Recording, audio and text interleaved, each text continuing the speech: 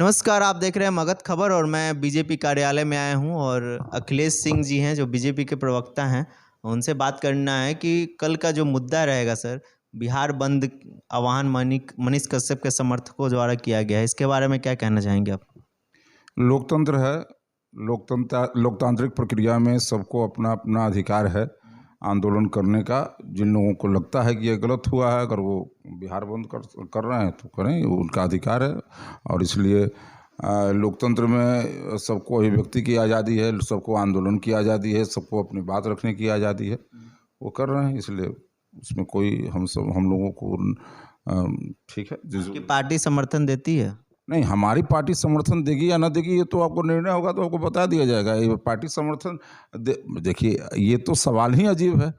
Bharatiya Janata party में निर्णय की अपनी एक प्रक्रिया है। उस निर्णय में अगर कुछ निर्णय होता है तो सार्वजनिक होगा, सभी प्रेस को बताया जाएगा। आपको क्या लगता है, मनीष कश्यप सही हैं? वो लगता है जो भारतीय जनता पार्टी को ठीक लगता है। भारतीय जनता मनीष कश्यप के साथ सही हुआ है गलत हुआ? मनीष कश्यप के साथ जो हुआ है ये सब पब्लिक डोमेन में है।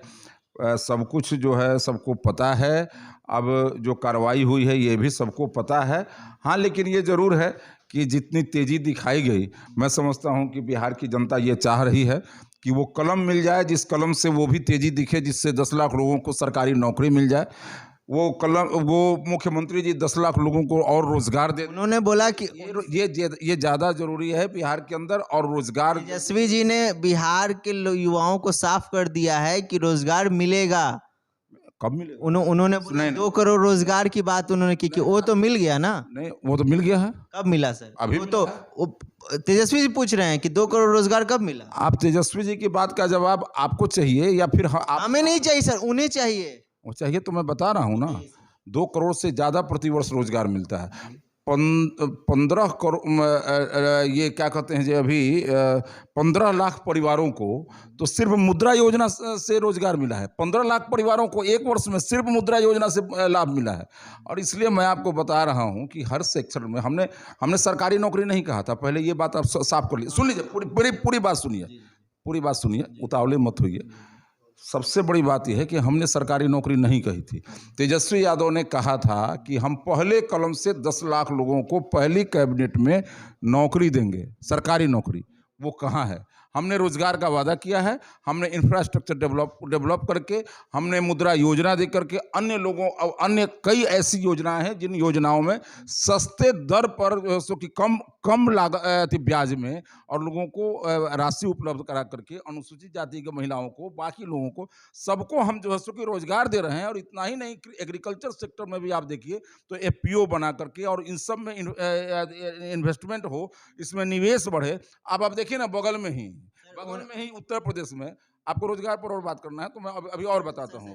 बिहार पे आते हैं सर। राष्ट्रीय जनता दल के प्रवक्ता बोलते हैं कि तेजस्वी जी ने मुख्यमंत्री कहने बनने पे बोला था 10 लाख लोगों को रोजगार देने के लिए, वो तो उप मुख्यमंत्री हैं। नहीं तो आप कहते हैं ना कि हाँ, उप मुख्यमंत्री बनने पर हम कुछ नहीं कर सकते हैं, इसका मतलब कि नीतीश कुमार उनको रोक रहे हैं। इसका मतलब है नीतीश कुमार उनको रोक रहे हैं। ये भी बतावे ना। देखिए, सुनिए।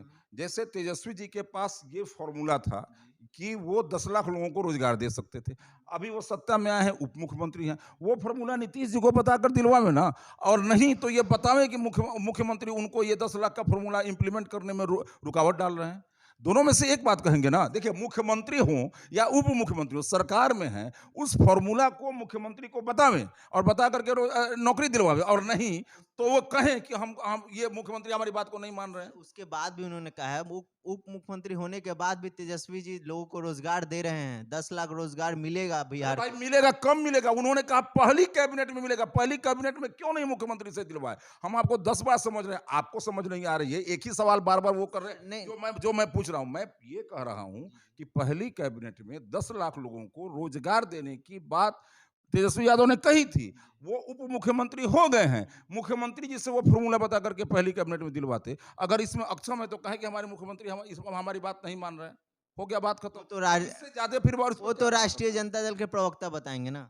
इसमें आप उनसे जाके पूछिए ना। हम ये बात हम अपनी आप पूछे तो हम ये जवाब दिए, आप उनसे पूछिए ना। जी सर, एक बात बताइए सर, तमिलनाडु मुद्दा जो है वो बिहार सरकार बोल रही है कि मनीष कश्यप सुनिए, बिहार सरकार को सुनिए सर से नहीं, मेरी बात सुनिए, में नहीं, मेरी बात सुनिए मेरी सर। बात सुनिए ना आप। मेरे तमिलनाडु के मुद्दा से ज्यादा जरूरी यहाँ रोजगार का मुद्दा है।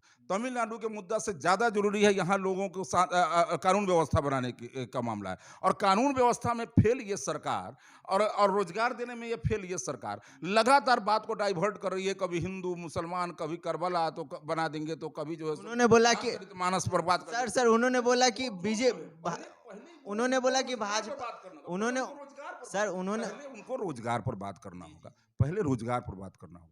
इधर उधर के मुद्दों पर भटकाने से ज्यादा बेहतर है कि रोजगार पर बात करे और रोजगार के लिए वो काम करे। और ये जो उसमें जो अनावश्यक अन्य बातों पर जो है सो कि जो दबाव डाल रहे हैं और अन्य बातों के लिए जो तत्परता दिखा रहे हैं, उससे ज्यादा जरूरी है कि ये तत्परता दिखाएं कि 10 लाख नौजवानों को नौकरी दे दे और 10 लाख लोगों को रोजगार दे दें और बात खत्म हो जाए। उसके बाद और कोई बात करे। नहीं तो रामचरितमानस तक कभी जो है सो कि अब बिहार के शिक्षा मंत्री हैं, तो शिक्षा पर उनका क्या प्लान है एक बार नहीं बोले और रामचरितमानस लेके भी सदन में घुसते हैं और उसका जो है चौपाई बताते हैं, उसका लाइन दिखाते हैं।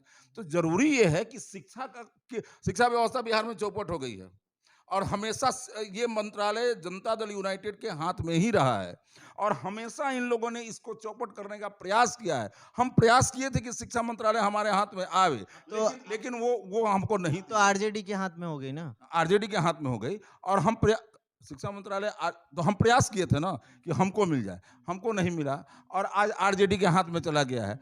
तो भाई उनको वो तो कह रहे हैं कि हम नया परिवर्तन करने आए हैं, क्या प्लान है भाई, इसको बता। तो बोले युवा जोश, युवा की सरकार है। युवा की सरकार कहने से नहीं होता है ना, सरकार का क्या प्लान है। ये 10 लाख नौकरी, शिक्षा, और इस शिक्षा में उच्च शिक्षा के अंदर आपको पता है अब इकोनॉमिक्स का जो हेड है वो जो है सो संस्कृत का भी हेड बनता है और आपको पता है कि पॉलिटिकल साइंस का हेड अब केमिस्ट्री का भी हेड बनता है, क्योंकि महाविद्यालयों में शिक्षक नहीं है और महाविद्यालय में जब तक शिक्षक नहीं होंगे तब तक पढ़ाई क्या होगी। एक Guinness book of world record में बिहार का नाम दर्ज होगा कि उन पढ़ाई के लड़के पास होते हैं। उनका कहना है सर, उनका आरजेडी के प्रवक्ताओं का कहना है कि सरकार इस पे काम कर रही है 15 साल में। सुनिए ना सर, हमारी बात सुनिए सर, 15 साल में मैं सरकार में नहीं था, सरकार में बीजेपी थी। नहीं, बीजेपी थोड़े थी, जेडीयू बीजेपी थी।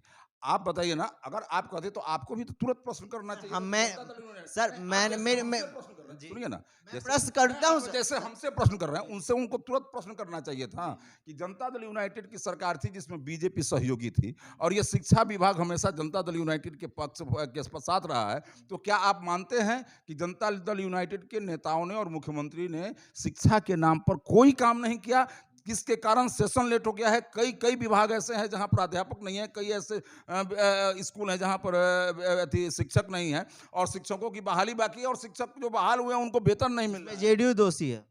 देखिए जेडीयू इसमें जेडीयू दोषी है। हाँ बिल्कुल दोषी है।